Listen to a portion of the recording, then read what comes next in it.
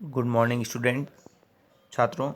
हम नए साझेदार का प्रवेश चैप्टर पढ़ रहे हैं। उसमें हम दूसरा टॉपिक नए अनुपात की गणना पढ़ रहे थे। उसमें जो स्टेप्स हैं उसमें से हम पहले स्टेप्स पढ़ी। सबसे पहले जब प्रश्न में नए साझेदार का अनुपात दिया गया हो उसके उदाहरण किए। उसके बाद हमने स्टेप नंबर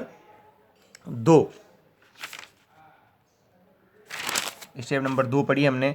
जब नया साझेदार पुराने साझेदारों से समान अनुपात में अपना हिस्सा प्राप्त कर रहा हो, इसके कुछ उदाहरण किए। फिर उसके बाद स्टेप नंबर 3 हमने पढ़ी, जब नया साझेदार लाभों में अपना हिस्सा असमान अनुपात में प्राप्त करता है। इसके बाद छात्रों आज हम इसकी चौथी स्टेप्स पढ़ने स्टार्ट कर रहे हैं कि जब नया साझेदार अपना हिस्सा पूर्णतया किसी एक साझेदार से प्राप्त करता हो। कहने का तात्पर्य ये है, माना कि ए और बी साझेदार हैं और सी को 1/5 भाग के लिए प्रवेश देते हैं, तो सी जो अपना 1/5 भाग है वो ए या बी में से किसी एक से लेगा अपना सारा हिस्सा।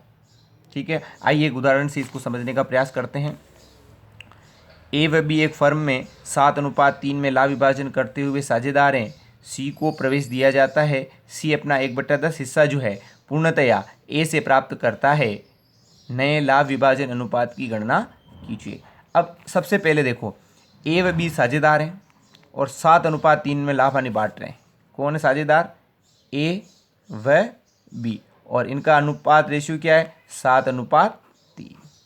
ठीक है, इसका मतलब ए का हो गया 7/10 और बी का हो गया 3/10।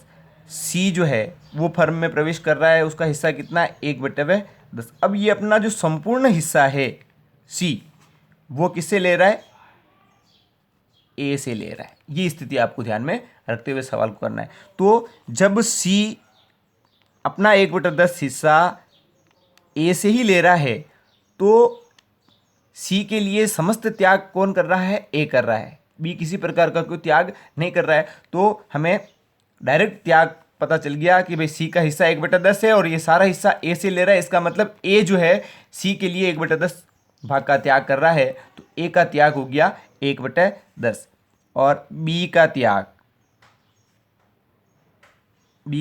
हो गया 0। कोई त्याग नहीं कर रहा है। अब हम निकालते हैं ए का नया अनुपात। इससे पहले सूत्र लगा देते हैं। नया अनुपात बराबर पुराना अनुपात माइनस नया अनुपात। अब हम निकालते हैं सबसे पहले ए का नया अनुपात। ए का नया अनुपात, ठीक है। ए के नए अनुपात की बात करें तो ए का पुराना कितना है? ए का पुराना है 7/10। तो ए का पुराना हो गया 7/10 माइनस नए, सॉरी यहाँ हमने गलत लिख दिया। यहाँ त्याग का अनुपात आएगा। किसका अनुपात आएगा? त्याग का अनुपात। ठीक है, अब ए का हमने पुराना लिखा 7/10 और त्याग का अनुपात है इसका 1/10। 1/10 10 लघुत्तम लिए, 10 का भाग 10 में दिया, एक बार गया, 1 को 7 से गुणा किया 7, 10 का भाग 10 में गया एक बार, 1 को 1 से गुणा किया 1, तो ये हो गए आपके 6/10। फिर उसके बाद निकालते हैं अपन बी का नया अनुपात। अब बी का पुराना क्या है? पुराना है बी का 3/10। 3/10, ठीक है। अब इसका कोई त्याग तो है ही नहीं, तो नया भी इसका यही हो गया। त्याग इसने कुछ नहीं किया बी ने, इसलिए पुराना अनुपात ही इसका नया अनुपात रह जाएगा। और उसके बाद आता है सी का नया अनुपात। तो सी कितने से के लिए आया? 1/10। तो यही सी का नया अनुपात हो गया। तो तीनों का, ए बी व सी का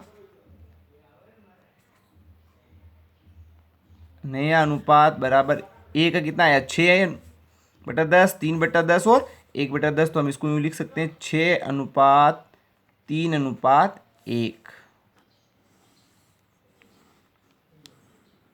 इस प्रकार से ये आपका सवाल कंप्लीट हो जाता है। इसी प्रकार से हम एक उदाहरण को दे रहे हैं, उसको आपको सोल्व करना है। ए और बी एक फर्म में 2:1 में लाभ विभाजन करते हुए साझेदार हैं। सी को 1/5 हिस्से हेतु साझेदार बनाया जिसे वह बी से प्राप्त करता है। ए व बी 2:1 में लाभ हानि बांट रहे हैं। सी को 1/5 हिस्से के लिए फर्म में प्रवेश दिया गया है। सी जो अपना हिस्सा है वह बी से प्राप्त करता है। नए अनुपात की गणना कीजिए।